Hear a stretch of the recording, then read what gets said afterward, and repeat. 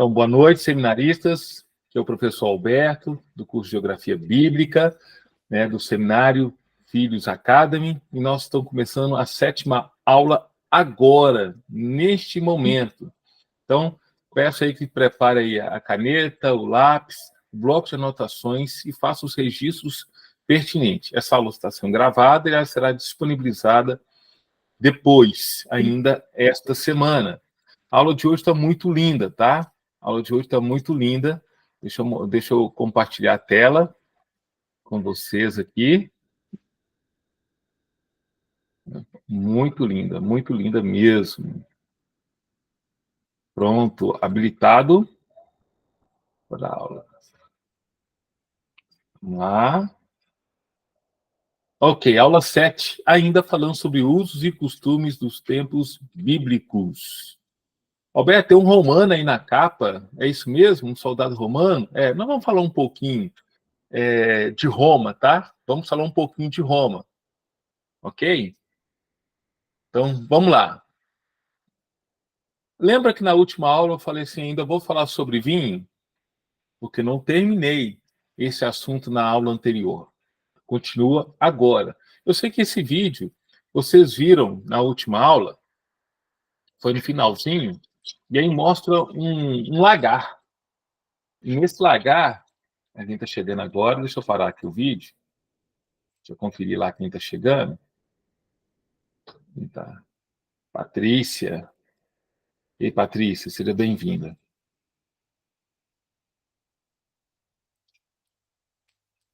Na última aula eu passei esse vídeo que mostra um lagar, né? É um trecho do The Chosen, onde eles reproduziram um ambiente onde as uvas são colocadas e ali uma pessoa pisa, ou um grupo de pessoas. Tem essa corda em cima, onde seguram para exatamente apoiar na hora de pisar, porque não é um serviço fácil.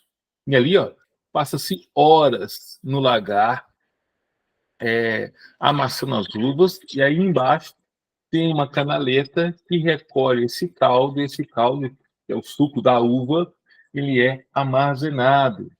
Mas vamos falar um pouquinho disso aí. Os vinhos, eles eram produzidos de uma forma artesanal e rudimentar, exatamente como está passando aí no vídeo que você já viu. As uvas eram esmagadas com os pés em lagares de pedra ou madeira, e o mosto era colocado em ânforas de barro ou peles de animais para fermentar. Não havia controle do tempo ou da temperatura da fermentação, nem do teor alcoólico ou da acidez do vinho. Hoje, se você for comprar um bom vinho, você vai olhar lá, tem uma série de características que permite apurar se aquele vinho é bom, é de alto valor, se é um vinho mediano, ou se é um vinho ruim, de péssima qualidade, que é mais alcoólico do que tudo. Mas os vinhos hoje, principalmente de alto padrão, eles são produzidos em um ambiente que até controla a temperatura, controla ali a acidez. Aí você tem diversos tipos de vinhos para diversas ocasiões. Naquele tempo, não. A lei, em Êxodo 29, 40, a lei de Moisés, ela admitia o uso do vinho, contudo, proibia embriaguez. O vinho era como uma oferta de libação do sacrifício diário. Ele poderia ser utilizado, mas poderia ser bebido? Poderia, sim, mas não poderia se embriagar. Os nazireus estavam proibidos terminantemente de beber vinho. Está lá em número 6. Anota esses versos. Nazireus, número 6, verso 3. Da mesma forma, os sacerdotes, quando executavam o serviço do templo, em Levítico 10, 9. Deus vai fazer alguns apontamentos sobre isso.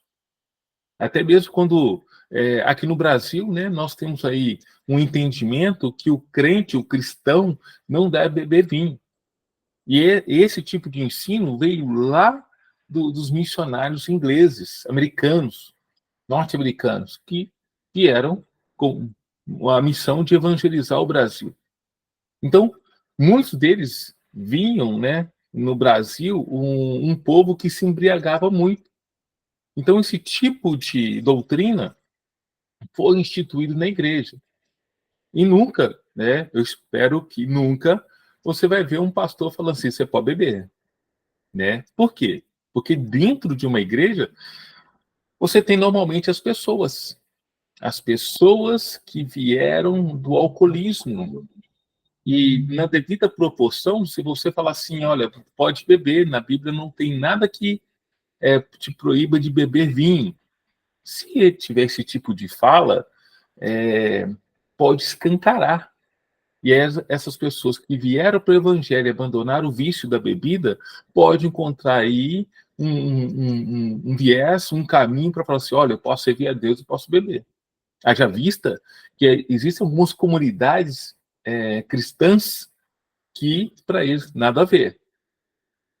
Não bebo, eu bebo vinho. Eu, Alberto, eu escolhi não beber. A minha casa escolheu não beber, tá?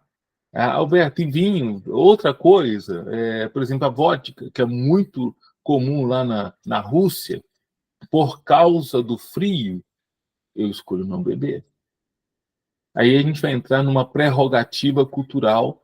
Eu não vou entrar nesse viés. Isso aqui, se a gente tivesse presencialmente, tivesse um pouco mais de tempo, a gente poderia abrir um debate, na sala, para poder ouvir um pouco. A gente faria uma pesquisa anteriormente para poder fazer um debate em um momento oportuno.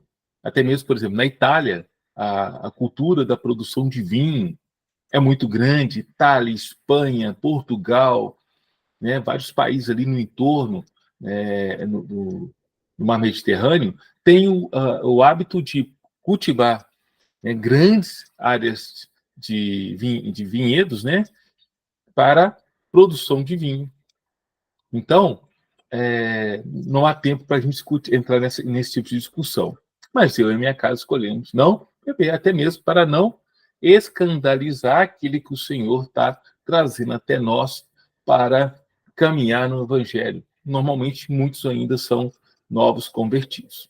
Paulo sugere a Timóteo que os diáconos não devem ser inclinados a muito vinho.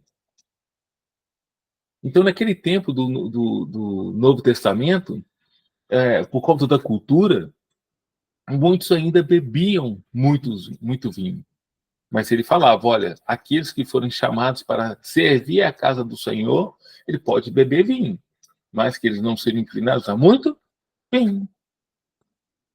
Parece não haver dúvida que o beber em excesso era problema naquele tempo, como continua a ser até hoje. Hoje a gente percebe isso. Hoje a gente percebe isso. Eu tenho um caso de uma aluna, num colégio cristão que eu dei aula. Essa aluna foi fazer trabalho escolar na casa de uma das colegas.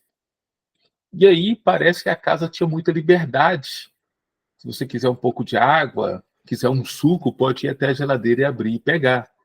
Pelo que ela estava contando. E quando ela abriu a geladeira, tinha ali garrafa de cerveja, bebidas, afim. E ela escandalizou. E ela foi contar isso para o pai, e o pai estava trazendo isso para dentro da escola, contando isso. Por quê? Porque na casa dele não tinha o hábito de bebidas, vinho e outros tipos de bebidas, como a cerveja. Então, cada caso é um caso, né? Eu não conheço a família, nem lembro quem era o aluno, possivelmente o pai ainda não era convertido, mas pelo que ela disse, era de uma família crente. Aí é uma situação, por isso que a gente não vai entrar em detalhes agora, produzindo aí uma discussão. Ok, turma? Sabor dos vinhos antigos. Os vinhos antigos eram muito mais ácidos, amargos e astringentes do que os atuais. Isso se deve ao fato que as uvas eram colhidas mais verdes para evitar que apodrecesse no calor do Oriente Médio. Hoje, a produção do vinho está muito sofisticada. Depois faça uma pesquisa, né? Colhido as uvas em um estágio de maturação X. Se você for conversar com os especialistas, eles vão trazer uma série de características sobre a produção de vinho, para os diversos tipos de produtos, né, de safras. Além disso, não havia controle de temperatura na fermentação, como eu disse, o que favorecia a produção de vinhos ácidos e tânicos. Além disso, os vinhos antigos eram frequentemente misturados com outras substâncias, pasmem, olha só, como mel, especiarias, ervas, resinas e até mesmo água do mar. Você sabia dessa informação? Essas misturas tinham o objetivo de melhorar o sabor. Será que a água do mar melhorava o sabor do vinho? Aumentar a durabilidade ou alterar os efeitos da bebida? Por exemplo, o vinho misturado com mirra era usado como analgésico, com aloés era usado como purgante e com absinto era usado como vermífugo. Olha só, o vinho naquela época também era usado como remédio. Os vinhos da época de Jesus eram muito diferentes dos atuais, tanto em sabor quanto em qualidade, tanto em forma de produção e conservação. Eles refletiam as condições climáticas, culturais e tecnológicas daquele tempo, e serviam tanto como alimento quanto como remédio, quanto como símbolo religioso, né, na hora das oferendas. Somente os outros povos ou aqueles que cediam ou se envolviam com a adoração a outros deuses, a bebida era usada em libações diversas. Hoje, você sabe um pouquinho sobre vinhos, por exemplo, se você pesquisar, eu já andei lendo alguma coisa, que existe o vinho, por exemplo, que é produzido no Brasil, no sul do Brasil, e o vinho que é produzido, por exemplo, na Espanha, na Itália. O tipo de solo é diferente. O tipo de altitude, altimetria do relevo são diferentes. A posição, a quantidade de insolação que recebe. Então, existe uma série de fatores naturais e climáticos, né, que envolve solo, relevo, que envolve posição do planeta ou da latitude em relação ao Sol, que vai influenciar muito. Muito, muito, muito, muito. Pode ter a mesma receita de um ponto a outro para a produção do mesmo vinho em continentes diferentes. Obviamente que não vai sair igual. Obviamente. E o tempo que vai passar no período de fermentação para aumentar o teor alcoólico. Como eu falei, o vinho também ele é considerado como um produto para curar, né? Para curar. Paulo aconselhou Timóteo a tomar um pouco de vinho. A tomar um pouco. Não se embriagar. Mas por quê? Como fosse doses homeopáticas. 1 Timóteo 5,23, eu fiz questão de pegar o verso e colocar aqui. Não, de acordo com a NVI, não continue a beber somente água. Tome também um pouco de vinho, oinos, vinho no grego, oinos. Esse vinho, ele tem um grau de fermentação. Naquela época, depois eu posso trazer os nomes aqui, existe o suco de uva, que também tinha um nome oinos, que é sem fermentação. Existia o suco da uva, mas em forma de pasta, como fosse uma geleia de amora, por exemplo. Normalmente até ficava um resto ali nas bolsas de couro, onde eles carregavam o vinho, umas bolsas de couro feitas com estômago de animais. Matava, por exemplo, ali uma ovelha, pegava o estômago dela, abria, limpava, colocava para curtir, fazer toda uma preparação, porque ou poderia colocar água para as viagens, uma certa distância, porque vamos falar, o estômago do animal, vulgarmente bucho do animal, ele tinha ali uma propriedade para não deixar a água vazar. Era impermeável. Então, eles colocavam um vinho também. E aí ficava um pouquinho ali o restinho do vinho. Então, colocando ali muito, ficava como se fosse uma pasta. Alguns consumiam aquela pasta. Voltando ao verso. Não continue a beber somente água. Tome também um pouco de vinho, oinos, no grego, por causa do seu estômago e das suas frequentes enfermidades. Existe aí uma conversa nos corredores dos seminários aí, dizendo que Paulo, isso aí são os hereges, tá? Que Paulo desviou Timóteo, levando ele a beber vinho, a consumir vinho, a se embriagar. Não, não, não, não, nada disso. O vinho aí, nesse caso, é como um terapêutico, algo para tratar, um remédio para tratar algumas enfermidades, dores no estômago que que Timóteo tinha. Eu coloquei essa observação aqui para você. Timóteo estava em Éfeso, onde a água possuía um danoso teor alcalino. Professor, Oi. licença, tem alguém querendo entrar. Ixi, deixa eu olhar. Deixa eu ver quem é. Tá batendo na porta? Eu não vi? Nossa, tem uma quantidade de gente aqui. Oi, gente. Obrigado aí, tá? Quem avisou. Oi, gente, sejam bem-vindos aí. Desculpa, eu estava aqui no fluxo da aula. Deus abençoe vocês aí. Que bom que vocês chegaram. Importante aí a presença de vocês, tá? Muito importante. Boa noite, Então vamos lá para. paz. Boa noite, a paz, Deus abençoe. Eu estou falando aqui sobre vinho, tá? A parte anterior vocês podem acompanhar depois, quando essa gravação estiver disponível.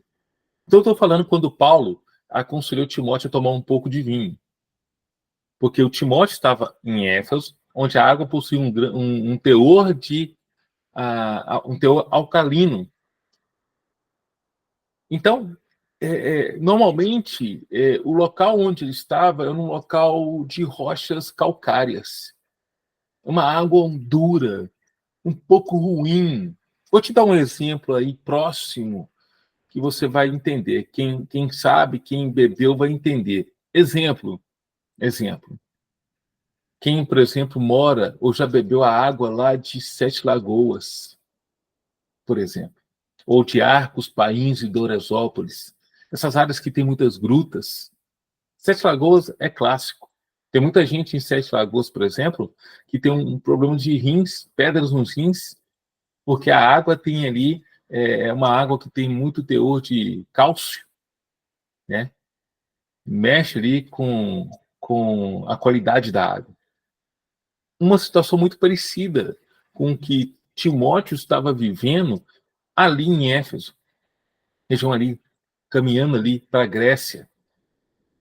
Paulo também destaca o valor medicinal do vinho, recomendando como remédio curativo em caso de certas perturbações intestinais causadas pela água potável péssima, entre aspas, devia ter colocado entre aspas aqui, depois eu coloco.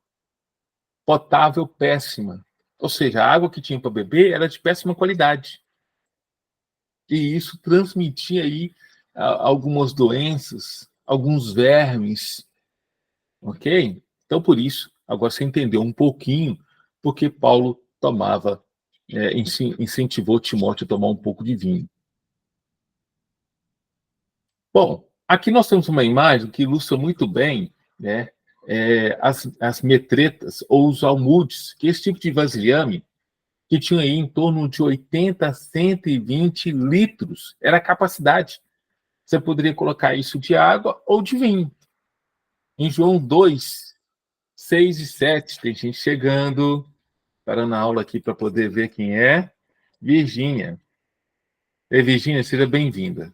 Deus abençoe sua vida. Aqui. Então, 80 a 120 litros. Em João 2, né, no verso 6 e 7, você vai ver a menção a esse recipiente. E vai lembrar também que o primeiro milagre que Jesus fez foi em um casamento. E foi exatamente a multiplicação, não é? A multiplicação do vinho. Lembra que eu falei há pouco? O vinho recebia algumas misturas? Pois é. Normalmente nos casamentos, eles colocavam um vinho bom no início, para que as pessoas pudessem embriagar.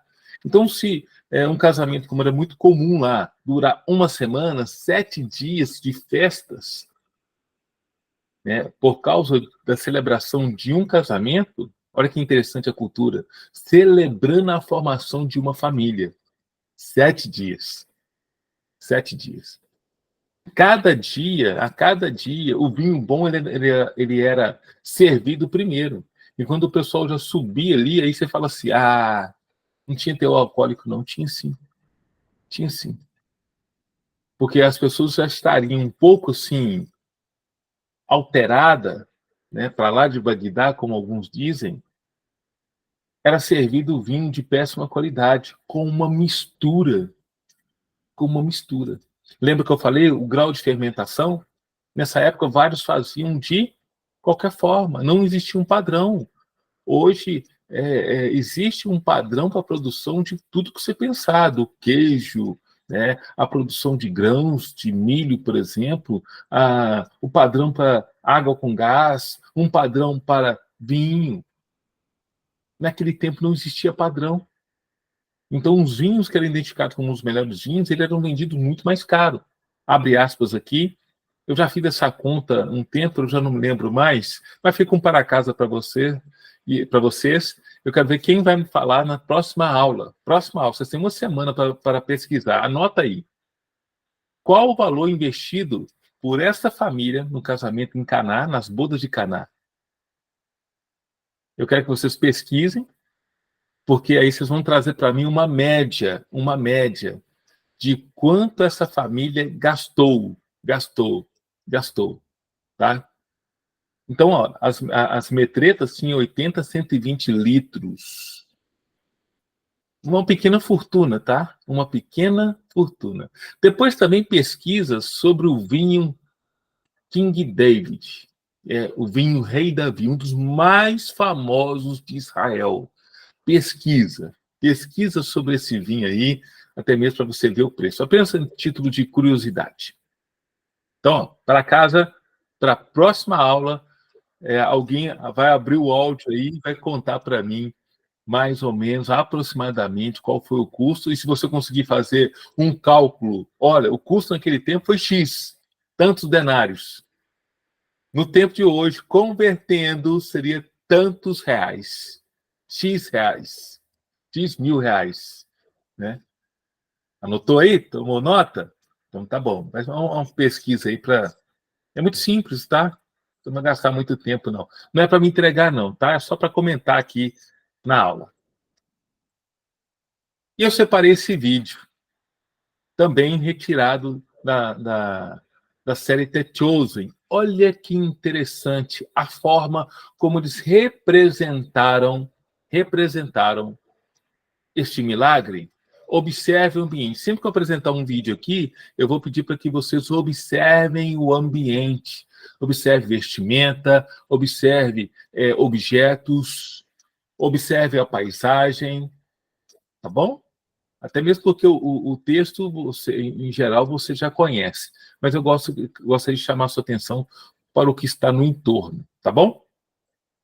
Prepara aí.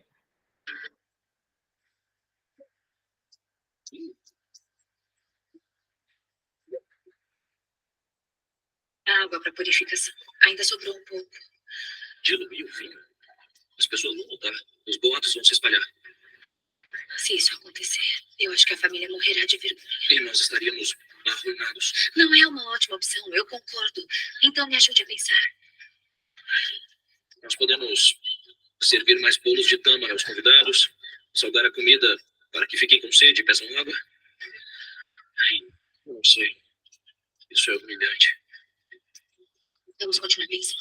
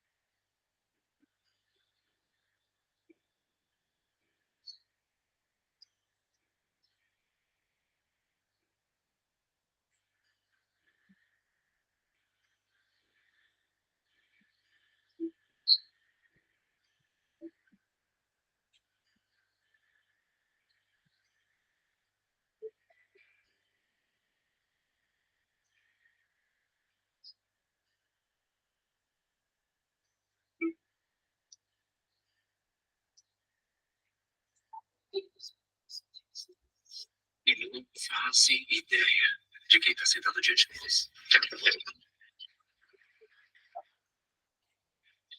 Libera essa criança de novo. Eu acho que nós temos sorte. Eles têm que ir para casa com os pais hoje à noite e podemos ficar com ele e a mãe dele. E onde é que vai ser?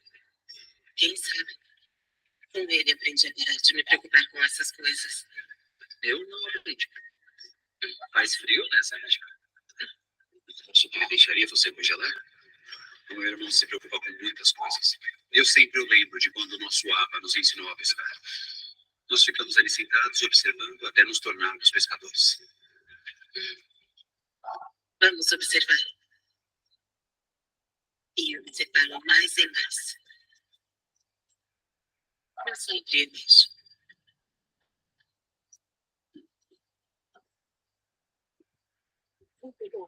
Stephen. E também. Agora, amigos, a canção de Miriam.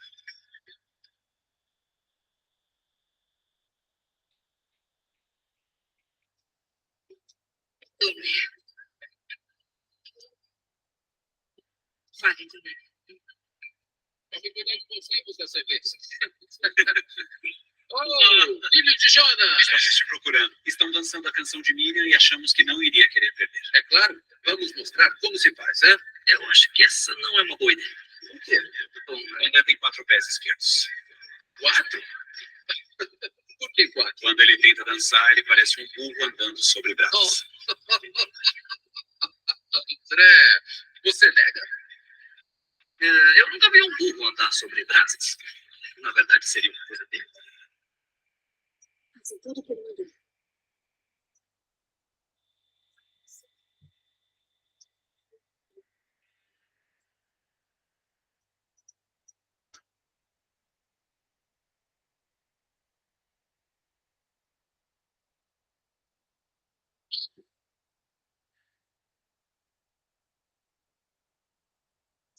Encham esses potes com água. Eu não sei se você ouviu direito, mas ficamos sem vinho e não sem água. Eles são do mesmo tamanho que as suas talhas? Dentro do possível, sim. Dando mesmo se a gente encher até a boca. Você é uma pessoa muito responsável, não é? A gente está no meio de uma crise e me disseram que você tem uma solução. Você sabe por que os potes para os rituais de purificação são de pedra? Que? Você me ouviu.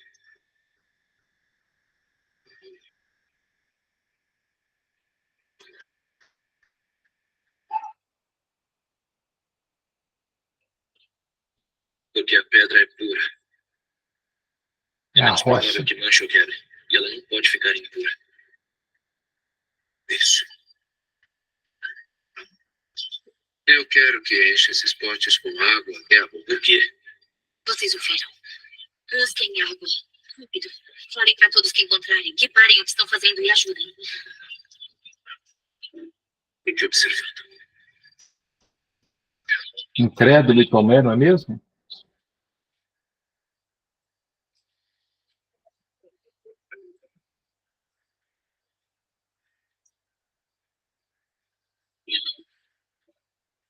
Chamar?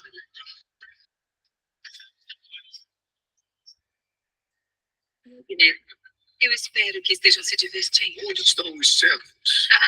Eu não sei, mas eu vou chamá-los imediatamente. Já passou da hora de mais uma rodada de tudo. A última foi a próxima. Sim, bem, sabe... Certamente virá mais, Timmy. Vamos ver isso. Vamos resolver isso. E a próxima rodada de vinho está vindo. Obrigada por nos lembrar. Está tudo sob controle. Estão cheios.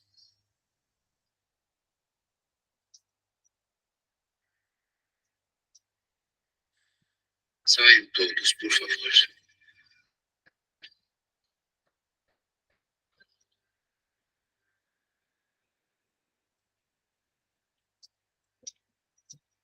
Só.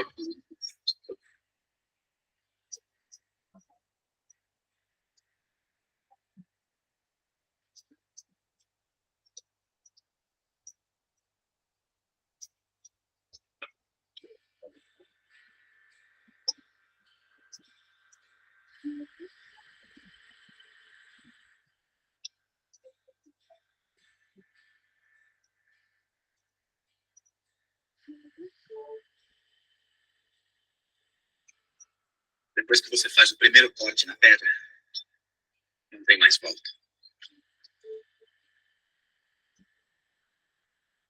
Isso desencadeia uma série de escolhas. O que era apenas um bloco disforme de calcário ou granito começa sua longa jornada de transformação.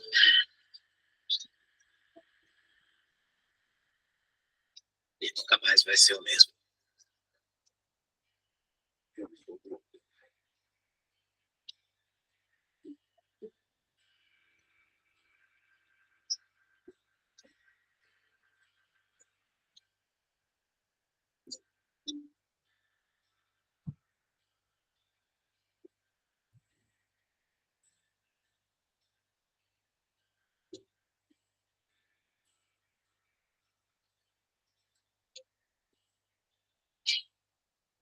Uau.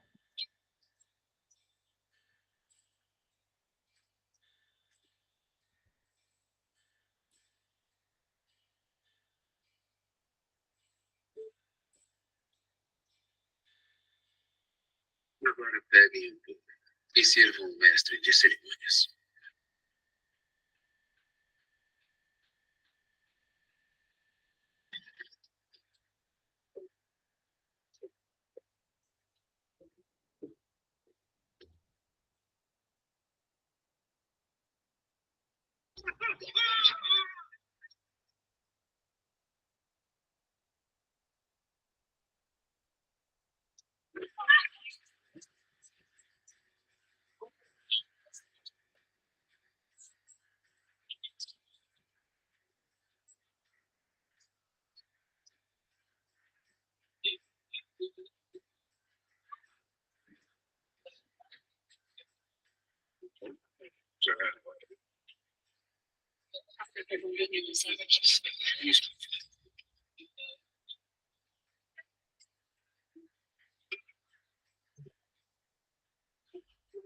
Parem a música!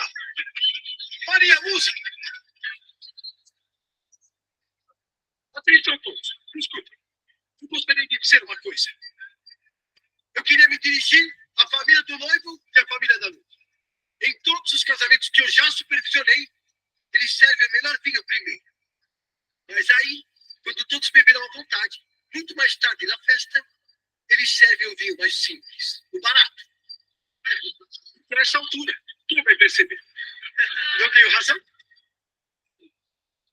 Mas vocês decidiram servir agora o melhor vinho que eu já provei em toda a minha vida. Vamos agradecê-los por este gesto desnecessário, mas honorável.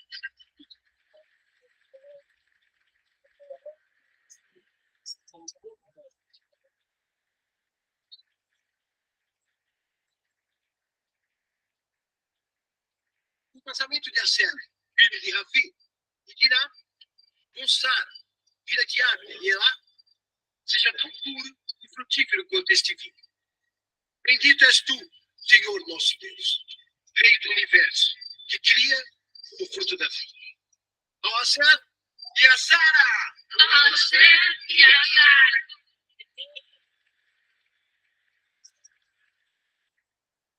Legal demais, né? Que bacana, não é mesmo? Isso aí. Alberto, Oi. tem aluno Oi. tentando entrar. Ah, tem? Vamos lá. Vamos ver quem é.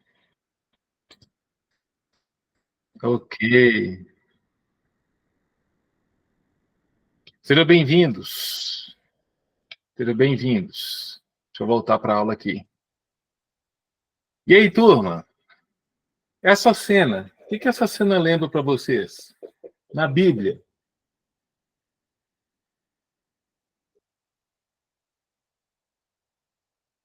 Hein? Um de cada vez. Calma, calma, calma. O que está aparecendo nessa imagem? Camelo no fundo da agulha. E será que um camelo passa pelo fundo da agulha? Vamos ver? A expressão é mais fácil um camelo passar pelo fundo de uma agulha do que um rico entrar no reino de Deus. É uma frase que Jesus usou. E está lá em Mateus 19, no verso 16 ao verso 25. Você vai ver essa narrativa. Vamos ver? Deixa eu pegar minha Bíblia aqui. Se você puder acompanhar, é interessante, é interessante. Deixa eu pegar aqui. Abra a sua aí, acompanha comigo. Deixa eu abrir a Bíblia. Mateus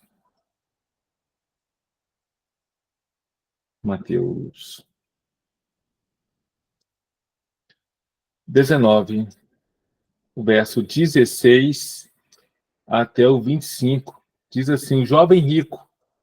Eis que alguém se aproximou de Jesus e lhe perguntou: Mestre, que farei de bom para ter a vida eterna? Respondeu-lhe Jesus: Por que me pergunta sobre o que é bom? Há somente um que é bom. Se você quer entrar na vida eterna, obedeça seus mandamentos. De acordo com a NVI, tá? A minha leitura. Quais? Perguntou ele. Jesus respondeu: Não matarás, não adulterarás, não furtarás, não darás falso testemunho. Honra teu pai e tua mãe e amarás o teu próximo como a ti mesmo. Disse-lhe o jovem: A tudo isso tenho obedecido. O que me falta ainda? Verso 21. Jesus respondeu: Se você quer ser perfeito, vá, venda os seus bens e dê dinheiro aos pobres, e você terá um tesouro nos céus. Depois, venha e siga-me. Ouvindo isso, o jovem afastou-se triste, porque tinha muitas riquezas. Verso 23. Então Jesus disse aos discípulos: Digo a verdade, dificilmente um rico entrará no reino dos céus. E digo ainda, é mais fácil um camelo passar pelo fundo de uma agulha do que um rico entrar no reino de Deus. Ao ouvirem isso, os discípulos ficaram perplexos e perguntaram: Nesse caso, quem pode ser salvo? E aí, o rico pode herdar a salvação? O que você acha? Um camelo pode passar pelo fundo da agulha? Há várias explicações. Que fundo de agulha é esse? Será algo literal mesmo que Jesus está dizendo aqui no texto bíblico? Vamos ver um pouquinho? Existe uma interpretação. Camelo significa corda. Tem essa interpretação que alguns preferem entender. Essa é uma primeira interpretação que diz que o camelo, em seu original grego, na verdade seria camilos, que significa corda, como, por exemplo, uma corda de pesca, dessas, normalmente, de embarcações. Passando assim, a ideia é que é difícil passar uma corda, pela sua grossura, por uma agulha fina. No caso, teria que desfiar, né? Teria que desfiar. Mas mesmo assim, seria possível. Não é difícil, mas seria possível passar a corda, mas teria que ter um trabalho de desfiar. Essa é a primeira. Eu, particularmente, não acredito nessa. A outra interpretação é que a agulha significa uma porta pequena dentro das portas da cidade de Jerusalém. Tinha um portão grande e tinha um portão menor. Um portão menor. Igual essa portinhola aí. Essa é uma foto antiga, dos portões com uma porta menor, igual hoje. Na sua casa, por exemplo, pode ter aí um portão de garagem com um portão social. Algo muito parecido com isso. E aí, para passar, a pessoa realmente teria que se abaixar para passar, e o camelo ele praticamente teria que deitar no chão, né? Como se tivesse ajoelhar, e ele teria que arrastar e ter ali alguém, algumas pessoas, para ajudar a empurrar. Lembrando que ele teria que ficar sem a carga, teria que tirar a carga dele, teria que abaixar, passar a carga, depois montar ele de novo. Alguns vão dizer que precisa ter um ato de humildade para isso. Essa é uma interpretação, mas eu não acredito nela. Aí, ó, uma imagem, né, de um camelo passando por uma porta estreita, né, pequena, dessas aí, desses portões. E aí uma representação. Consegue perceber? As duas cocovas aqui, as duas cocovas, e ele tentando passar. Ele praticamente tem que ajoelhar para se arrastar. Não acredito, né, que é essa ilustração da palavra que Jesus está falando se refere a isso. Não, não, não. Agora, essa ilustração que está na lateral ali, ó, alguém fez um desenho muito interessante, não é isso também. Uma agulha daquele tempo de Jesus, por exemplo, é muito parecida com essa, tá? Muito parecida com essa que está aí, ó.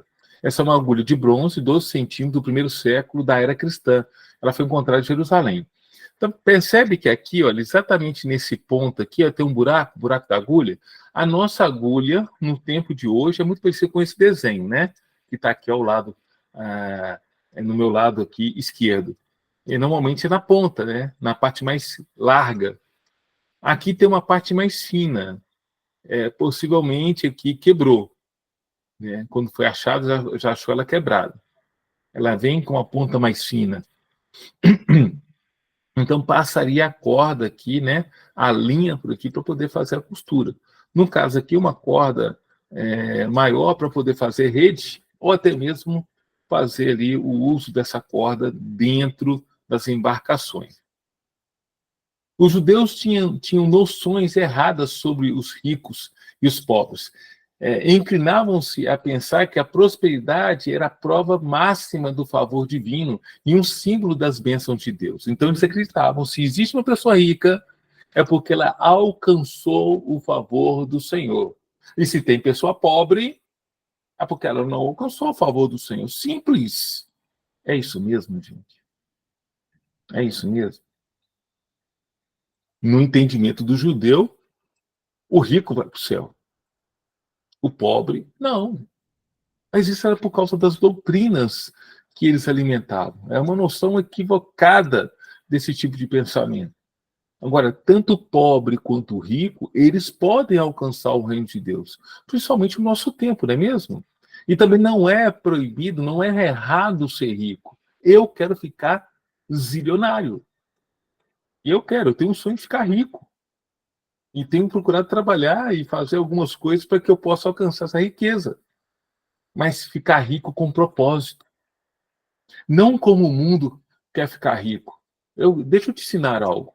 Se você ficar rico de um dia para a noite, ou com o seu trabalho você alcançar riqueza, seu primeiro milhão, seu segundo milhão e por aí vai, você é uma pessoa que tem que ter propósito. E eu acredito que você tenha, porque você está aqui participando de uma aula do seminário. Então, eu acredito que você é um homem, uma mulher de propósito. Ficando rico, você vai ter uma vida melhor? Claro que vai ter. E você tem que viver essa vida melhor. No entanto, você tem propósito. O seu propósito é servir ao reino de Deus. É atrair o reino de Deus. E quando eu falo atrair o reino de Deus, é governo de Deus. Deus vai te usar para alcançar pessoas na África, na Ásia, na Europa, ao longo da América, com o evangelho. Você, por exemplo, pode financiar missões. Você pode investir na casa do Senhor aí, aonde você se encontra servindo. Você pode investir, por exemplo, em objetos que a casa do Senhor precisa. Você pode ofertar. Imagina aí, o pastor Alisson traz uma notícia de uma nova Filhos da Cruz, uma nova igreja, por exemplo, no estado do Rio de Janeiro. Apareceu aqui na cabeça. E vai enviar um de vocês aí para poder tomar conta lá.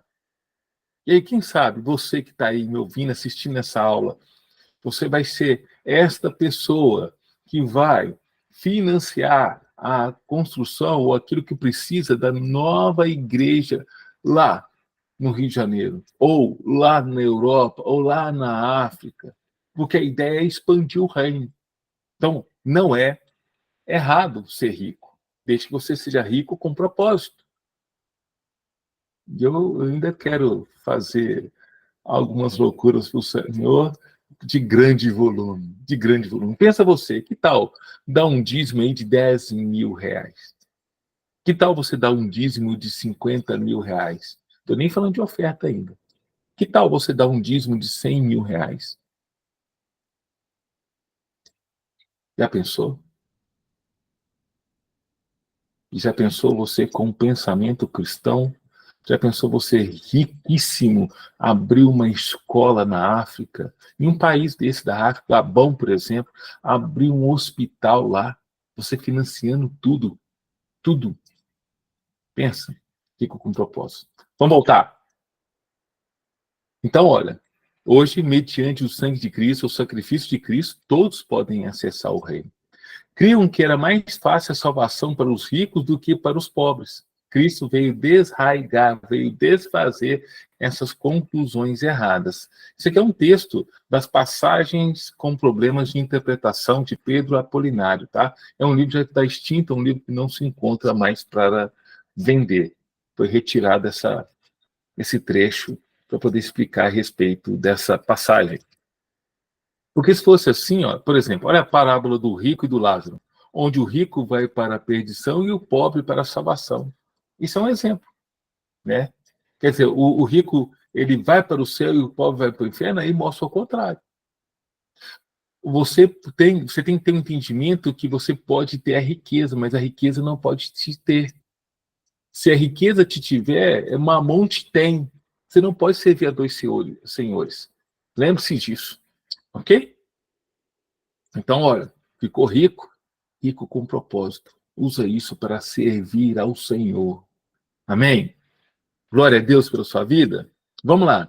A outra forma, a outros... Olha, gente, essa aqui é uma imagem clássica. Essas aí eles falam que é a porta da agulha. Gente, não existe nas muralhas de Jerusalém a porta da agulha. Não existe. Não existe isso. No dia que nós fomos lá, nós vamos olhar essas muralhas. Mas tem guia lá que fala. Mas não existe. Normalmente nós vamos passar por uma área lá que vai ter esse formato aí, ó. Vai ter esse formato. E eu sei de história de guias que contam essa história. Olha, aquela passagem de Jesus sobre o rico entrar no céu, a respeito do rico entrar no céu, é mais fácil um camelo passar no fundo de uma agulha. É sobre isso aí, é essa passagem. O homem tem que descer do camelo, ele tem que tirar as suas riquezas que está sobre o camelo, para que o camelo possa passar e depois ele passar arrastando as suas riquezas. Sinal de humildade. Bonito a história. É muito bonita a narrativa que foi criada. Mas ela não é verídica associando essa passagem bíblica. Não é, não é, não é. Essa daí é conhecida como porta do juízo. Alguns historiadores vão dizer, não, o que eu vou dizer agora não está na Bíblia, mas alguns historiadores vão dizer que Jesus, ao sair da cidade para ir para o Gólgota, para ir para a crucificação, depois de ter sido julgado, açoitado, né? Ele ia agora pegar a cruz e caminhar até o Gólgota, ele passou por esta porta, por essa abertura, tá? Que era comum naquele tempo, depois ali de um castigo, né? E aqueles que iam para a morte pela crucificação, passar por essa abertura, chamada porta do juízo, chamado porta do juízo, tá? Isso não tem na Bíblia, não tem versículo mostrando isso, é apenas um dado histórico que alguns historiadores se apoiam, ok? Então, no dia que nós fomos lá, nós vamos ouvir. E aí a gente só vai ouvir. Bom, mas você já vai saber que isso aí não é verdade. A outra, gente, a outra ideia que apontam, tá vendo aí a muralha? Tá? Essa aí é a Porta dos Leões, tá? Da Cidade Velha. Deixa eu mostrar aqui, deixa eu pegar aqui, deixa eu ver se tá. Deixa eu ver aqui. Vou pegar uma caneta aqui, ó. Tá vendo essa formação aqui, olha? No muro? Aqui outra também, olha. Tá vendo? Tá vendo isso aqui? Eles diziam também, olha, isso daqui é a abertura, é o fundo da agulha. Quem estava do lado de dentro observava quem estava do lado de fora. Então, eles conseguiam ver os viajantes que estavam chegando para entrar pelas portas. E aí, na visada do sentinela, ele conseguia perceber o homem em cima do camelo. Então, era no fundo da agulha. Mas não, gente. Aí, ó, do lado de dentro. Né? Olha o lado de dentro aí. Não, não, não, não, não.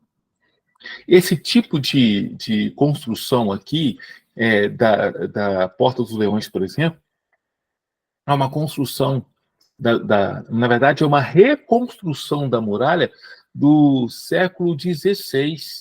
Aí era um lugar de um atalaia mesmo, de um sentinela, né? Normalmente flecheiro. Então, na época de batalha, um dos lugares que os flecheiros ficavam era aí. Eles poderiam usar seu arco, né, com sua flecha e atingir o inimigo.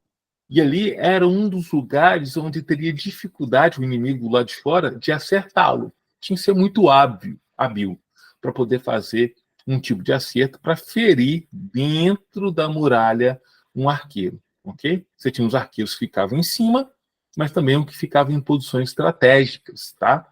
Então, esse é um outro que eles costumam falar que é, né, o lugar da agulha. Está tomando nota aí? Está anotando? E tem a terceira interpretação, que eu acredito mais nela. Jesus está usando uma hipérbole. Mas, Alberto, o que é uma hipérbole? É uma forma de exagerar uma ideia para dar ênfase a uma mensagem. Era isso que Jesus estava fazendo com o jovem rico. Ele estava usando uma hipérbole. Vou trazer um exemplo aqui para vocês. Certamente você já disse, estou morrendo de fome, ou estou congelando de frio, ou ainda, eu já falei 1 milhão de vezes sobre tal assunto. Então, essas expressões são hipérboles. Na Bíblia existem várias hipérboles, como 70 vezes 7. Né? O livro de João tem uma também que vai falar sobre esse ponto agora de João 21, 25. Jesus fez também muitas outras coisas. Se cada uma delas fosse escrita, penso que nem mesmo no mundo inteiro haveria espaço suficiente para os livros que seriam escritos. Está lá em João 21, 25. Usou de uma hipérbole. Né? Então, foi um exagero, né, para dar ênfase. Então, essa é uma interpretação que, no meu entender, do Alberto, é a mais correta. Meu e de alguns historiadores, alguns aí, professores. Então, camelo é camelo, agulha é agulha.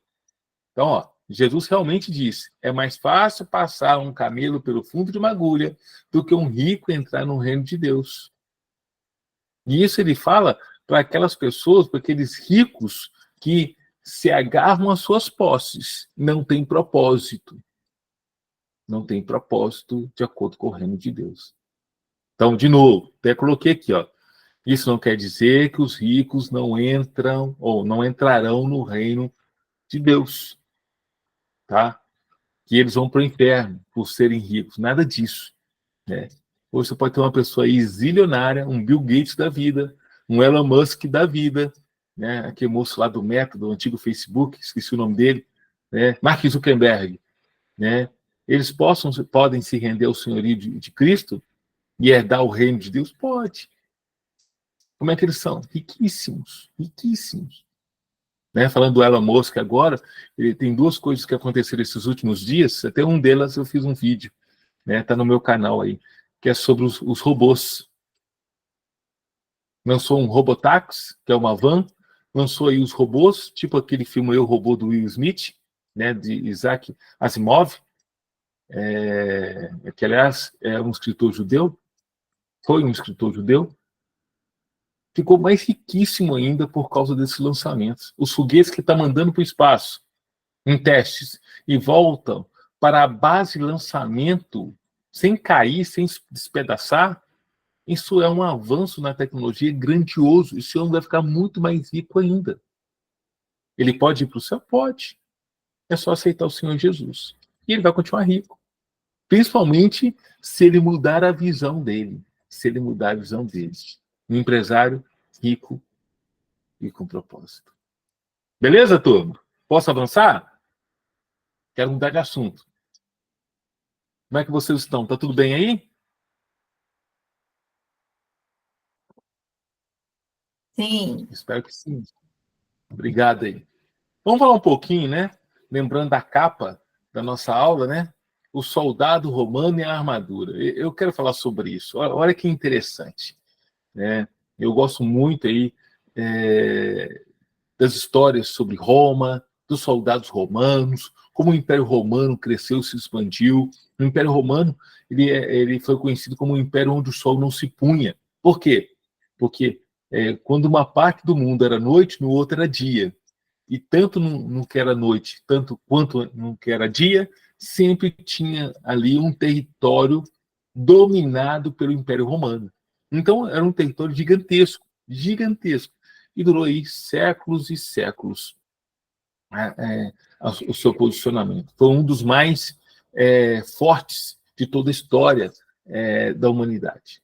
Eu gostaria que vocês percebessem aí esse soldado romano. Ele está usando um escudo, está usando um capacete, não dá para ver, mas ele tem uma couraça debaixo dessas peles, tem uma espada na sua mão direita. Isso me faz lembrar, turma, lá de Efésios 6. Olha essa foto que está do lado aí, essa ilustração. Essa ilustração mostra um soldado. Ele tem um capacete, ele tem uma malha aí, uma couraça, ele tem uma espada, ele tem aí um escudo, ele tem aí sandálias. Se você pegar aí na sua Bíblia, eu fiz questão, essa aqui eu fiz questão de pôr um trecho maior do texto bíblico. Efésios 6, do 10 a 18. Vamos ler comigo? Olha que interessante. Isso aí para minha vida e para a sua vida, nossa vida como crentes, ela tem que ser uma realidade na nossa vida todos os dias. Nós temos que nos revestir da armadura. E Paulo, quando vai falar à igreja em Éfeso, aos Efésios, ele vai fazer uma analogia com a armadura romana. Lembrando, Paulo, ele era judeu e era um cidadão romano. Ele era filho de uma mãe judia com um pai romano. Então, ele conhecia tanto o lado da história dos judeus, quanto da história e de toda a estrutura política e militar e cultural, obviamente, romano. Olha que interessantíssimo a analogia que ele faz. Olha que interessante. Deixa eu acompanhar o meu horário aqui, gente, para eu não passar muito. Você sabe que eu empolgo, né? No demais, irmãos meus, acompanhem comigo. Fortalecei-vos no Senhor e na força do seu poder. Revesti-vos de toda a armadura de Deus. Para quê? Possais estar firmes contra as astutas ciladas do diabo. Porque não temos que lutar contra a carne e o sangue, mas sim contra os principados, contra as potestades, contra os príncipes das trevas deste século, contra as hostes espirituais da maldade nos lugares celestiais. Portanto, tomai toda a armadura de Deus para que possais resistir no dia mau e, havendo feito tudo, ficar firmes. Estai, pois, firmes, tendo cingidos os vossos lombos com a verdade e vestida a couraça da justiça. Então, ó, cingindo os lombos com a verdade. Vestida a couraça da justiça, proteger o peito. E calçados os pés na preparação do evangelho da paz, sandálias. Tomando, sobretudo, o escudo da fé, com o qual podeis apagar os dardos inflamados do maligno. Tomai também o capacete da salvação e a espada do Espírito, que é a palavra de Deus, orando em todo o tempo, com toda a oração e súplica, onde? Em quem? No Espírito. E vigiando nisto com toda a perseverança e súplica por todos os santos. E o texto continua. Depois você confere lá. Eu peguei só esse trecho aí do 10 até o 18. E olha que interessante. Vamos pegar um pouquinho aqui. Vamos pegar um pouquinho. Ele fala, tomai a armadura de Deus para que possais resistir no dia mau e, havendo feito tudo, ficai firmes. Estais, pois, cingidos os vossos lombos com a verdade. Essa verdade é o entendimento que você tem que ter a respeito da palavra de Deus. Essa verdade é Cristo na sua vida. Essa verdade é o Espírito Santo que eu e você, nós carregamos. Temos cingindo os vossos lombos com a verdade, vestida a couraça da justiça. E olha que interessante. Paulo fala que nós devemos vestir a couraça da justiça. E essa couraça da justiça, ela protege a parte do peito aqui, ó, do tórax. Mas a couraça de proteção peitoral que os soldados romanos usavam, ela não era fechada nas costas. Nas costas era aberto praticamente. Você conseguia ver a pele ou a camisa que ele usava ali. Então só protegia aqui. Por que isso? Para Roma, os primeiros soldados eles tinham que avançar, porque se eles tivessem medo e retrocedessem, não, vamos correr, não vai dar para vencer os inimigos, vamos correr, eles seriam alvos fáceis pelas costas. Uma flecha, alguma coisa que for lançada, e atingir as costas, eles provavelmente cairiam mortos. Então, era para eles não dar as costas ao inimigo. E para nós, como crentes no Senhor Jesus, nós só podemos avançar. Nós não podemos dar as costas para o inimigo.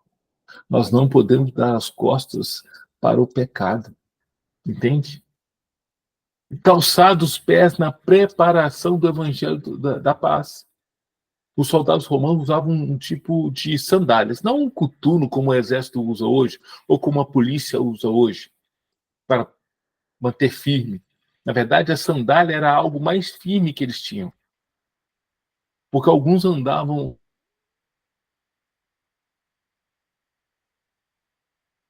a pé, né, descalço, ou com um tipo de calçado feito de pele, de couro, né, de animais. Mas ao andar, dependendo do caminho que eles passavam, poderia machucar os pés. Então, como soldados, eles teriam que ter ali, não ter uma preocupação onde estavam pisando, não poderiam perder ali o seu calçado. Então, a sandália era presa ali no pé, ela tinha suas amarrações para dar um pouco mais de mobilidade. Opa! Você, quão bom, né? Como é que é? Quão belos são os pés daqueles que anunciam boas novas. Está lá em Provérbios, não é mesmo? Esqueci o endereço agora.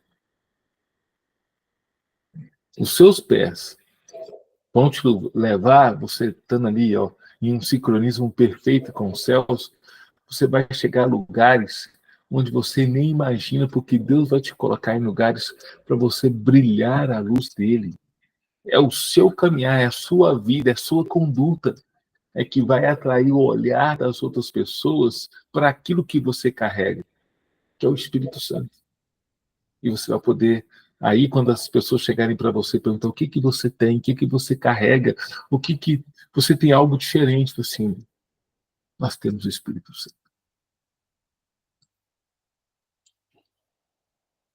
Tomando, sobretudo, o escudo da fé. Olha aí no braço esquerdo desse soldado. Ele tem um escudo. Esse escudo protege ele. Ele é curvo porque ele tem toda uma anatomia para a proteção do corpo. Ele não é totalmente reto. Ali ele foi pensado para uma batalha mesmo. Era firme, mas também leve ao mesmo tempo. Leve ao mesmo tempo. Tem uns escudos que a gente consegue importar, no estilo romano, que um dia eu vou tomar coragem e vou comprar um para mim. Vou chegar aqui na minha casa. Um dia eu tomo coragem e compro um. Né? É assim, 1 metro e pouquinho de altura. Tu pensou? Aí um dia eu vou dar aula com ele. O escudo da fé com o qual podereis apagar os dados inflamados do maligno. Vou falar disso daqui a pouquinho também. Tomai também o capacete da salvação, onde o capacete significa proteção da cabeça, que é um dos centros vitais do corpo. A couraça protege o peito, então o coração, o pulmão, um centro vital, né? Intestino. Mas a cabeça também. Proteção da mente, onde a palavra é pensada. Então, ó, protege ouvidos, boca e olhos. Porque nós podemos ser contaminados por onde? Ouvidos, olhos e boca. Por aquilo que a gente fala, por aquilo que a gente ouve, por aquilo que a gente vê. O capacete é para nos proteger. E a palavra de Deus, né? Na espada. A espada, nós devemos ser bem habilitados na palavra de Deus. A espada tem que estar sempre pronta, desembaiada, para que a gente possa anunciar a palavra. Olha que interessante. Está vendo essa formação aí? É uma formação militar que os romanos desenvolveram, chamada formação tartaruga. E era muito comum no período bíblico antigo, né? Por quê? Eles ali estavam em formação, todos os soldados unidos. Então, quando vinha ali um lançamento, né?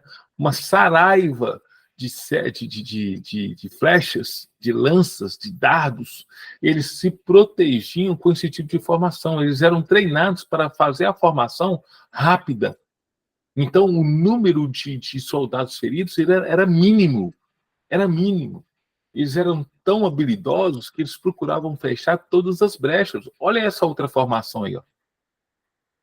Eles eram treinados para fechar todas as brechas. O que isso diz para mim e para você? A nossa vida não pode ter brecha, meu irmão, minha irmã, seminaristas. Você que está estudando aqui no seminário Filhos Academy, a sua vida não pode ter brecha. Você não pode dar brecha para que o maligno entre e faça uma bagunça. Você está separando um tempo para aprender a palavra de Deus, meu irmão, parabéns. Mas não dê brecha na sua vida para que o inimigo não possa aproveitar e fazer uma bagunça. Deus precisa te usar assim, ó, perfeito, purificado, para servir ao propósito que Ele tem para a sua vida. Então, ó, se até agora você se sente aí que está sujo, você pecou, entenda que o pecado é um acidente. O pastor Márcio fala sobre isso. O crente tem que entender o pecado como um acidente, não como algo corriqueiro, porque aí já é ser vergonhice. É pecador mesmo. Mas pecou, irmão? Nós que somos crentes, devemos ir até a base da cruz, esconder atrás da cruz e orar ao Senhor: Senhor, me perdoa, porque eu pequei. Eu pequei. E ali você é lavado pelo sangue, você aceita esse perdão também, e aí você é purificado. Então, olha, os soldados romanos, eles eram hábeis em tampar as brechas, porque era vida ou morte no campo de batalha, vida ou morte. E esse escudo, ele tem uma função muito importante, vou falar daqui a pouco também. Olha essa cena não tem nem um minuto, mas olha que interessante. Isso aqui é uma cena do filme Os 300 de Esparta, que é filme que o Rodrigo Santoro trabalha, né? O escudo é a proteção para as flechas da vida não lhe atingirem. Olha que interessante, turma. Não tem muito diálogo aqui não, tá? Vocês vão perceber que eles vão lançar flechas contra os 300. O céu vai ficar até escuro. Muito interessante essa cena. Diferente dos romanos, eles vão se proteger, mas não vão fazer a formação tartaruga. Observe. Peraí, tem que mudar aqui.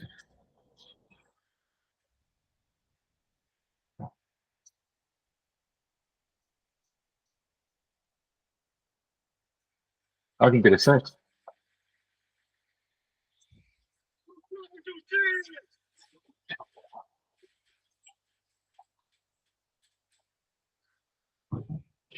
Essas covardes.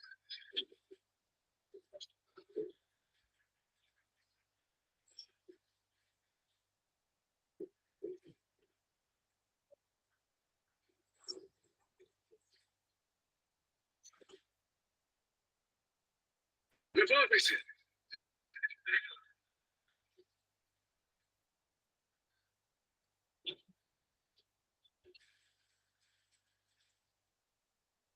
Viu que interessante? Então, nessa cena aqui, há uma chuva de flechas, o escudo sempre é uma proteção para o soldado. Para mim e para a sua vida. O escudo da fé sempre é uma proteção, sabe por quê? Porque o tempo todo nós, como crentes, somos bombardeados, na verdade, por várias informações.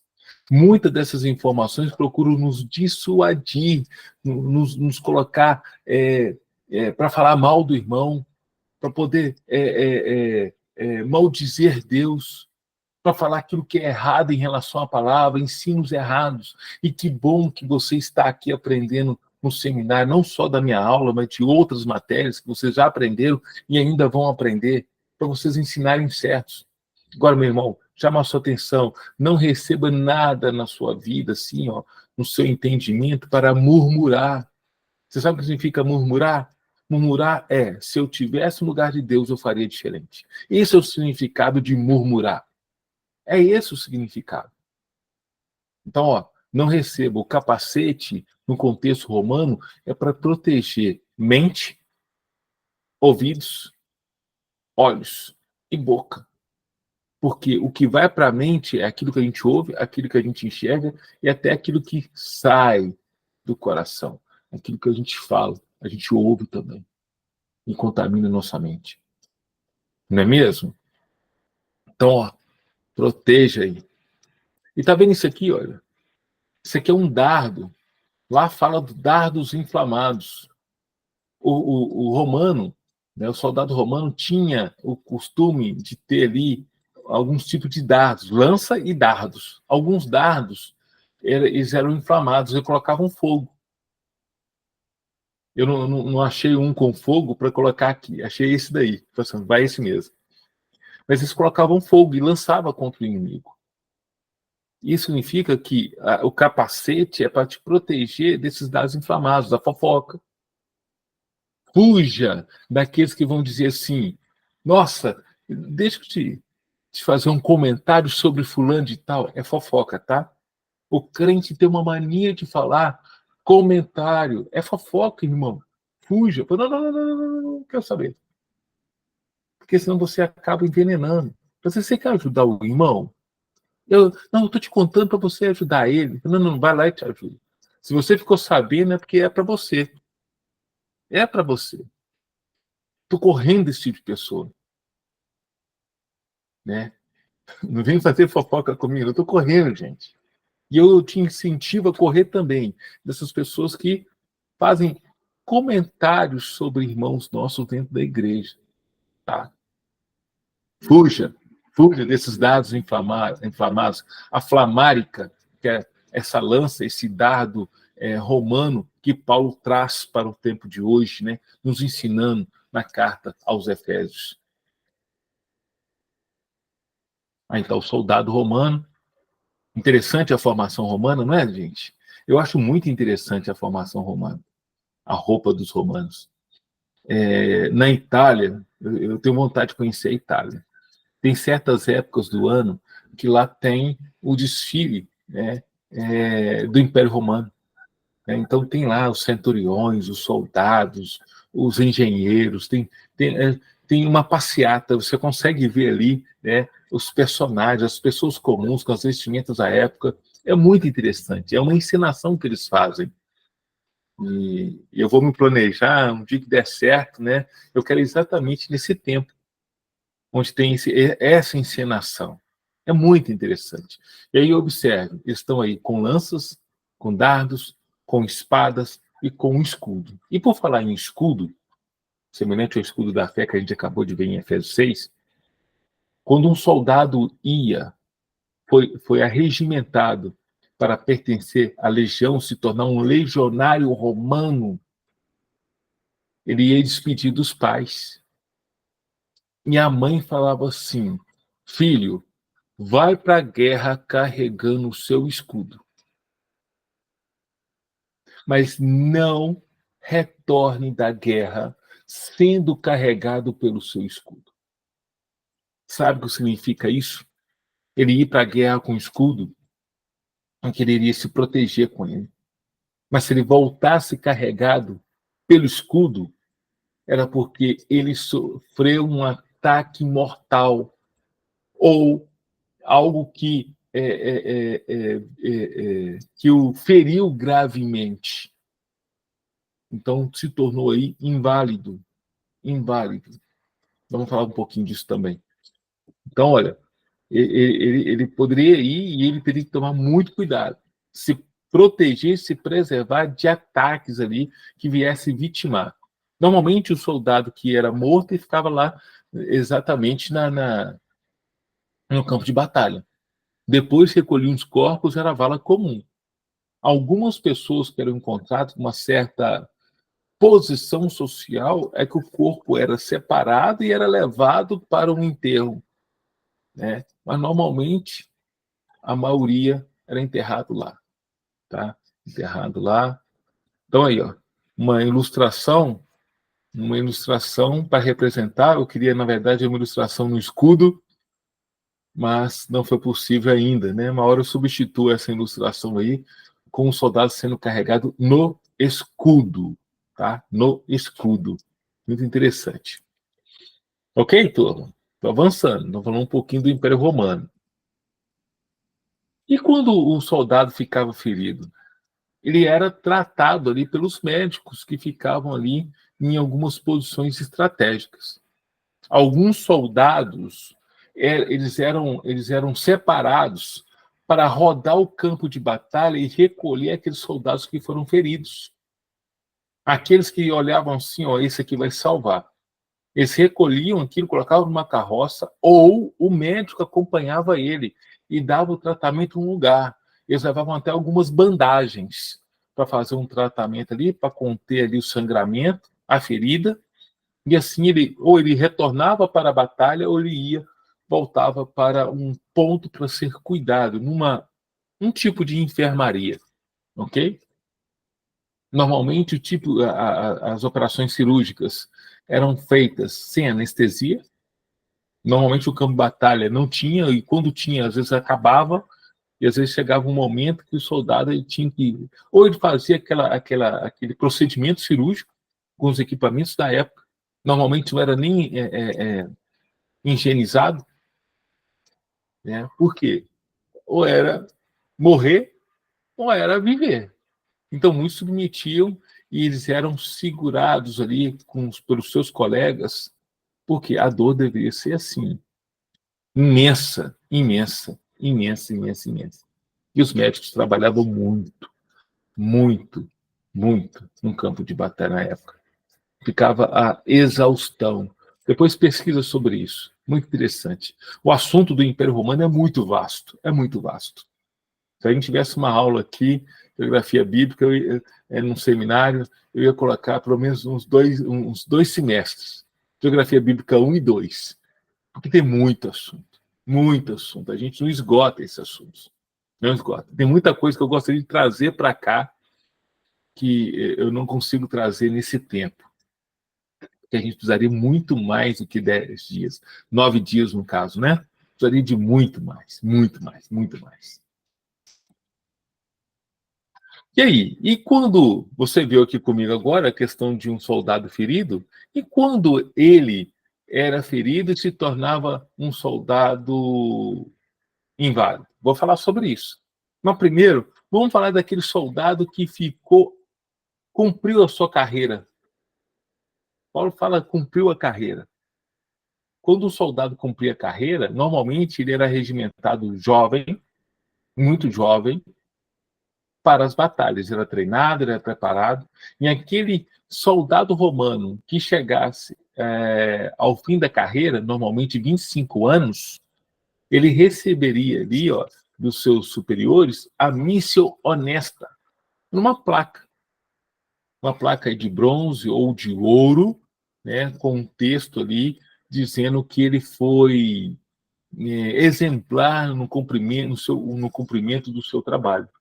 Não era só uma placa, ele receberia também terras dos locais onde o Império conquistou. Isso foi uma verdade por muitos anos. Mas, tempos depois, né, além de receber a placa Missio Honesta, eu vou lembrar o nome do imperador, que trocou isso. Ele resolveu pagar, né, os soldados em dinheiro, e isso melhorou.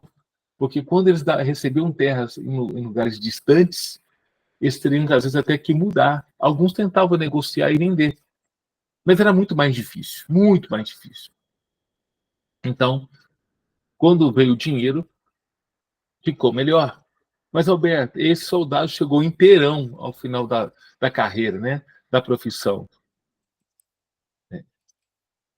E quando ele chegava ferido, né? Quando ele se tornava inválido, antes de completar a carreira, ele receberia ali uma placa chamada Missio Causaria, uma placa de bronze, com uns dizeres agradecendo, e ele receberia normalmente a metade de que na devida proporção, a metade do que um, um soldado que cumpriu a carreira de 25 anos. Imaginar, se ele cumpriu 12 anos de efetivo serviço, vamos dizer assim, e ele foi ferido em uma batalha, tornando-o inválido, sobreviveu, obviamente, mas ficou inválido, não serve mais para a guerra, ele era aposentado, ele receberia ali um acerto que seria a metade de um soldado que completou aí a carreira total, os 25 anos.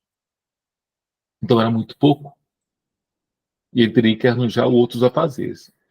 Normalmente, né, ou dependendo da pessoa ou da invalidez, esse soldado ele poderia fazer outros afazeres, poderia trabalhar num hospital, ou algum outro tipo de serviço que não fosse um serviço de guerra. Alguns poderiam ser deslocados para as bibliotecas do Império. Iria também depender do grau de instrução. Se fosse um culto, um erudito, né? Quando eu uso o termo erudito, seria com um autodidata.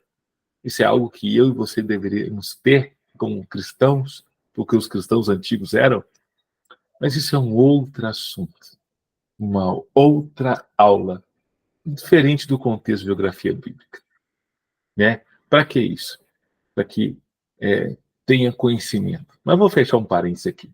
Então, dependendo do seu grau de instrução, ele era encaminhado para uma biblioteca, E ele receberia essa placa aí. E se ele tivesse aí, dependendo do caso, né, em questão de dinheiro, ele teria talvez até que trabalhar, caso ele não fosse empregado em outro serviço, ele teria que trabalhar ou mendigar. Alguns soldados mendigavam pelas ruas de Roma ou por onde o Império tinha ali os seus domínios para poder sobreviver. Tudo bem? Posso ir? Vou ver o meu tempo. Ok. Vamos avançar, então. Ofertas no templo e os cambistas. Oferta no templo e os cambistas. Aqui tem uma cena da época de Jesus, onde tem pessoas levando animais para serem sacrificados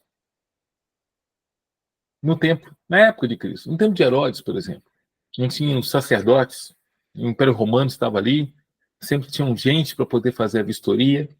Normalmente, os animais que eram levados pelas pessoas tinha ali um certo... Oi?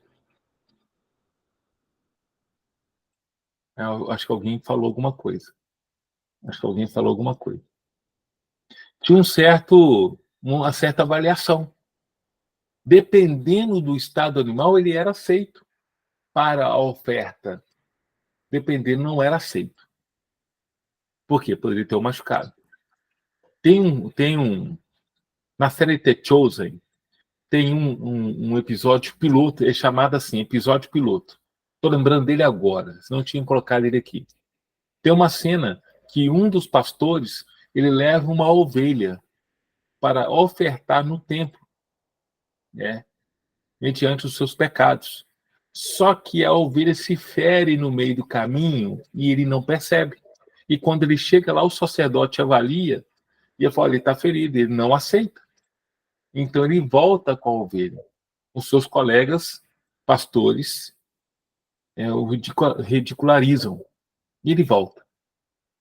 Vê se depois eu separo para vocês. Se chama episódio piloto. Ele vai falar do Natal. Ele vai falar do nascimento de Cristo. Está lá Maria e José, Maria grávida, procurando a manjedoura.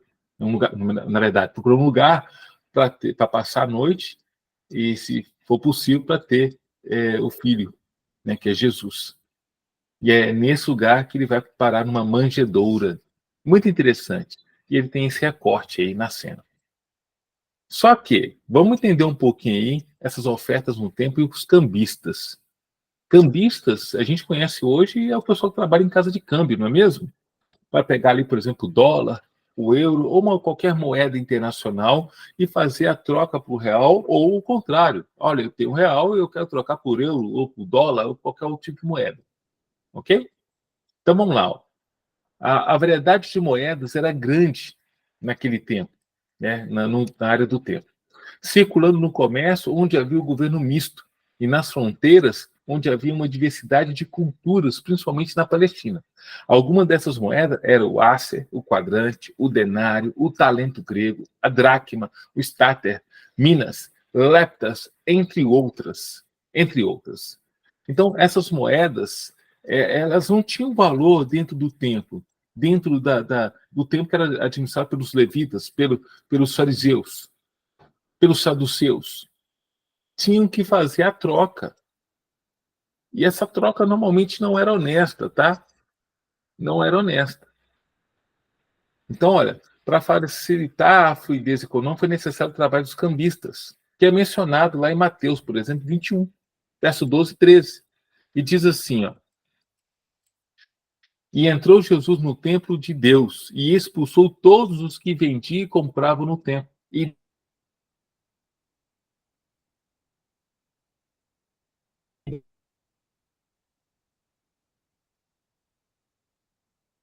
derribou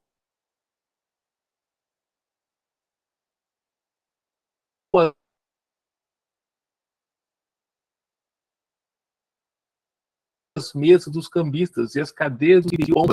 E ele diz, está escrito: a minha casa será chamada de oração, mas vós a tereis convertido em covil de ladrões. A questão do câmbio é uma troca de uma maneira corrupta. Corrupta, aí a cena. Corrupta. Como, Alberto? Eles cobravam a mais. A taxa de câmbio era muito além do que realmente valia. Por isso que Jesus entra lá e chicoteia e derruba as bancas. Porque a casa de oração, a casa de Deus, o templo do Senhor, ele foi pervertido com ações imorais. Você entende agora essa passagem? Na hora de levar as ovelhas, tinha gente que viajava muito tempo, por longo tempo, na verdade, uma distância longa. E às vezes ele tinha um animal perfeito. Mas como esse caso que eu até contei do episódio piloto, para evitar do animal se machucar no meio do caminho, tornando-o impuro, eles não levavam animal, eles levavam dinheiro. Chegavam lá, eles compravam um animal puro que os fariseus tinham a lojinha para a venda de animais. Vocês sabiam disso, gente? E ali vendiam, os historiadores vão dizer que eles vendiam os animais e aí eles entregavam lá no templo, os fariseus recolhiam, falavam que oravam, falavam que iam fazer o sacrifício e pegava o animal e devolvia lá para os cambistas para que a lojinha ficasse girando. Olha aí, gente. Por isso que Jesus chega ali bravo. Olha lá os animais. Ele entra para um lado, ele é colocado para levar, para ser sacrificado, mas na verdade não era sacrificado. Eles passavam com uma outra abertura e mandavam para ser vendido de novo. Olha aqui, olha essa situação. Olha essa situação. Esquisito, né? É muita sacanagem. Até naquele tempo existia aí a corrupção. Não está muito diferente do nosso tempo, não é mesmo? Não está muito diferente. Isso a gente tem que louvar a Deus pelos líderes que Deus levantou para estar na casa de Deus, onde nós servimos. Onde nós servimos. E eu acredito que um dia que o meu pastor não for mais um homem de Deus, Deus vai removê-lo. Deus vai removê-lo. Vai. Aqui, olha, eu tenho aqui algumas moedas, a título de curiosidade, algumas moedas do tempo, né? No tempo do Império Romano, e que circulavam naquela época de Jesus. São moedas que não eram aceitas pelo governo, né? Na verdade, pelos fariseus, pelos judeus, pelos levitas daquele tempo, saduceus, tá? Para aqueles que administravam o templo. Então, era necessário fazer a troca. Ok? Ok? Vamos ver essa aqui, mudando de assunto? Então, acabamos de falar sobre aqui a questão dos cambistas, falamos um pouquinho sobre atitudes que eles exerciam, e aqui, o último assunto para a gente encerrar a aula de hoje, estou dentro do tempo, falar um pouquinho sobre as estradas e os caminhos que fomentaram o desenvolvimento da Palestina. Aqui eu tenho uma cena para vocês, mostrando aí uma legião romana, né? Uma legião, uma companhia, e eles estavam passando por uma estrada pavimentada, melhor, pavimentada não, uma estrada calçada, pavimentada do tempo de hoje, gente. Uma estrada calçada. No tempo de Jesus, o Império Romano foi responsável por desenvolver acesso sobre todas as áreas do Império. Isso por quê? Para facilitar a passagem e o deslocamento de grande número de soldados. Imagina só você deslocando com uma companhia, uma legião, né, de homens, aí, 1.000 homens, indo para uma guerra, por exemplo, passando por caminhos assim irregulares, sem um acesso, sem uma estrada. Gente, demoraria muito mais, os soldados poderiam se machucar, pisando em lugares assim, com desníveis, em buracos. Então, para evitar esse tipo de situação, eles passaram a construir. E o Império Romano, eles foram muito, mas muito inteligentes. No dia que a gente for lá em Israel, eu não posso deixar de falar isso. Vamos ver se alguém está atento. Se ninguém dormiu na minha aula. No dia que a gente for em Israel, vocês estão aí, gente? Amém. Todo mundo, estou aqui. Amém, obrigado aí. Amém. Amém também, glória a Deus. No dia que a gente for em Israel, nós vamos ver vários acessos que ainda foram feitos no período do Império Romano. E os acessos que o Império Romano fez estão lá até hoje. E não é só em Israel, não, tá?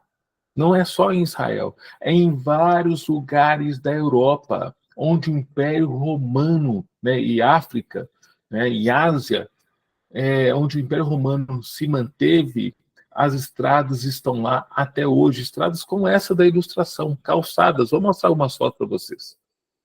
O Império Romano, eles conseguiam até produzir um tipo de desenho do seu trajeto que permitia bigas, carroças passarem em mão em contramão, né? Na mesma via, ao mesmo tempo, mão em contramão.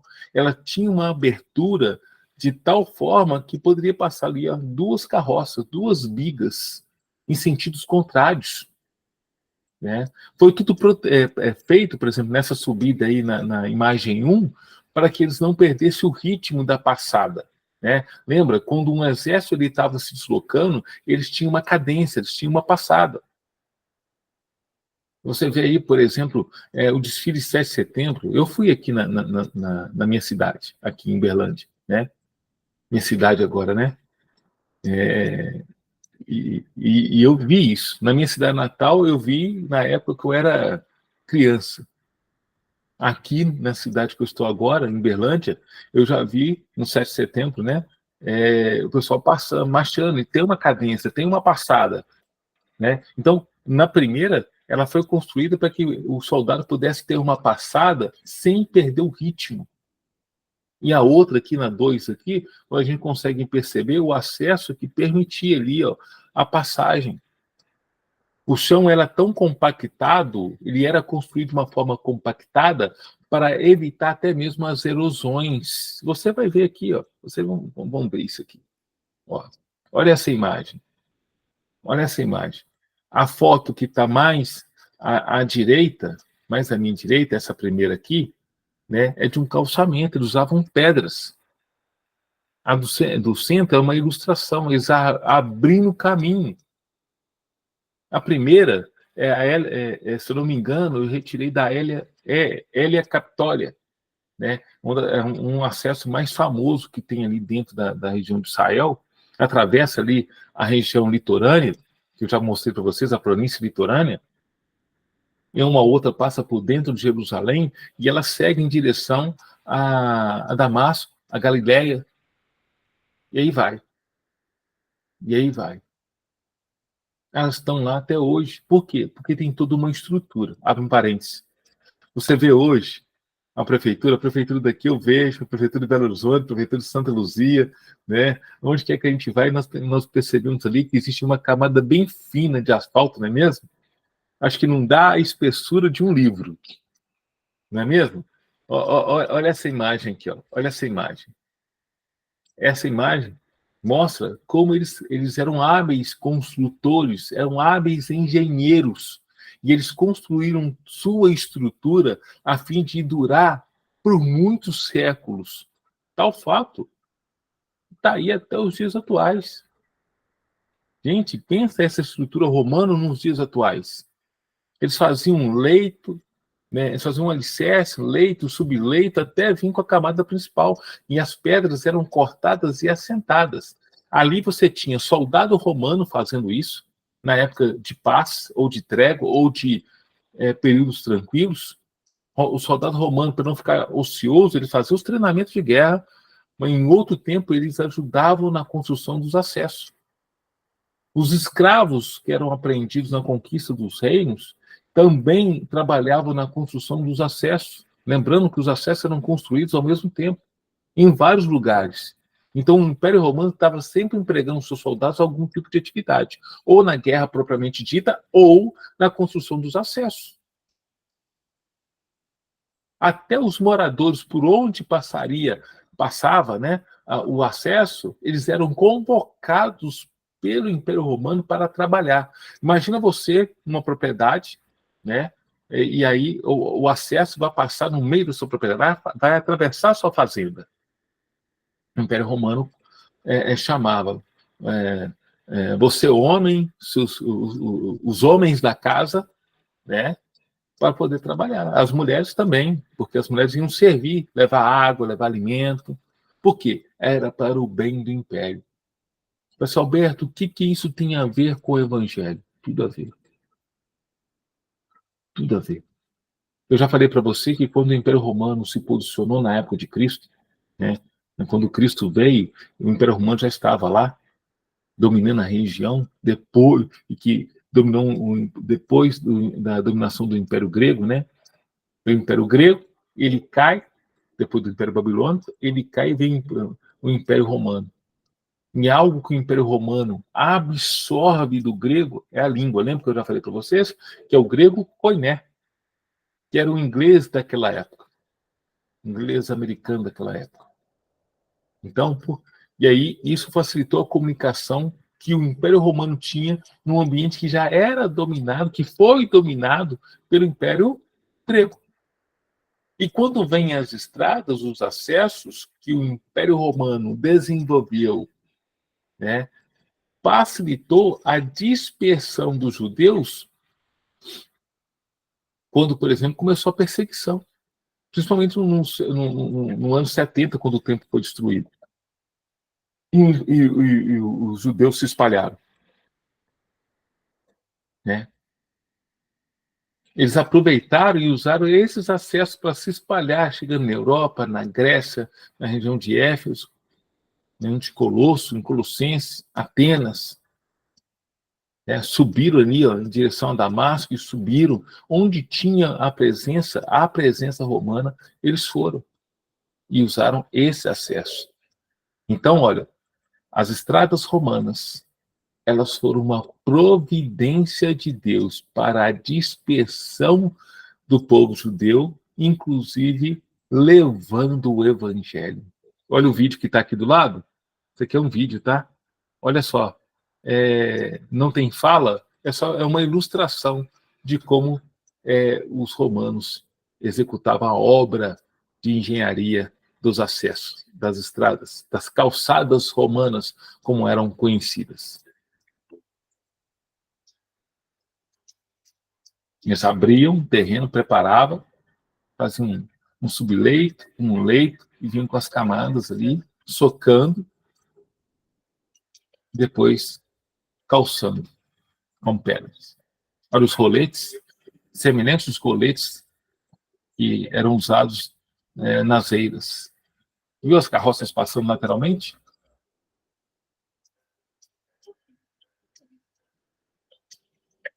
Vou rodar mais uma vez para que você possa perceber. Opa, vamos lá. Ixi. Vamos ver se eu vou rodar.